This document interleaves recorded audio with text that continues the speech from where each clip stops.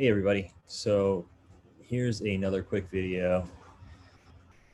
I just wanted to give a little introduction to the module where I have the history of the internet.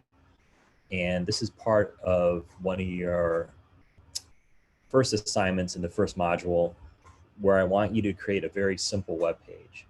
And the idea is in the section where I go through the history of the internet, in that section, I want you to pick one of those historical moments and use it as the basis of this simple web page.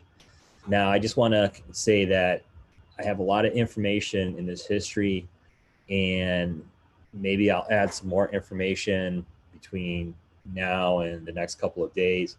I really enjoy doing this kind of research about the history of computing and the internet itself.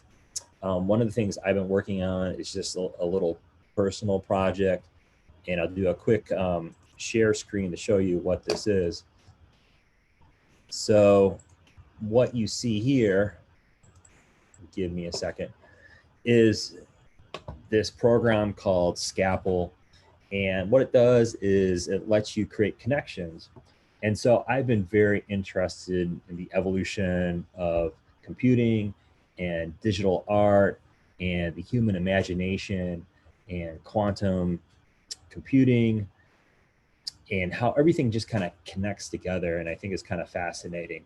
So I've been working on this, and when I teach the class in person, face to face, I usually bring this up to talk about.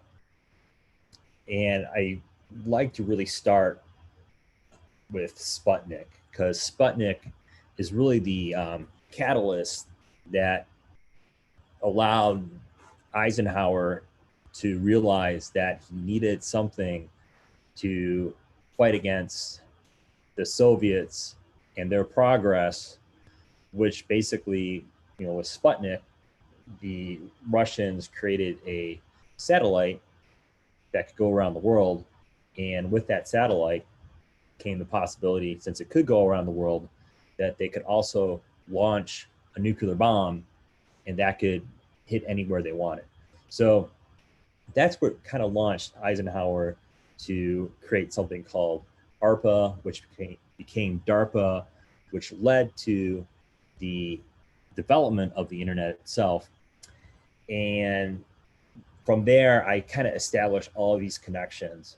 So this chart goes much deeper than the pages that I have set up in the module for the history. This isn't really a history class, but I still think it's all kind of fascinating anyways. So I may bring this up again, but I just wanted to mention that, if you look at that history, I don't have everything that I want to add. I definitely want to add more, but that's a time consuming project in itself. But go through those various dates and kind of have a look just to see, from the very early mechanisms that grew into the computers, that grew into the desktop computer that you have today, and the amount of information that you can have access to. So it's all very interesting. But anyways, as a preface to this web page assignment, which is assignment 1C, it's a simple web page. It's using the boilerplate code. It's just meant as a warm-up exercise. But at the same time, I wanted you to get interested in the history here, because I do think it's pretty fascinating. So anyways, that's all I wanted to say for this. Um, thank you very much. And, let's keep on going here. So great. Thank you. Good night.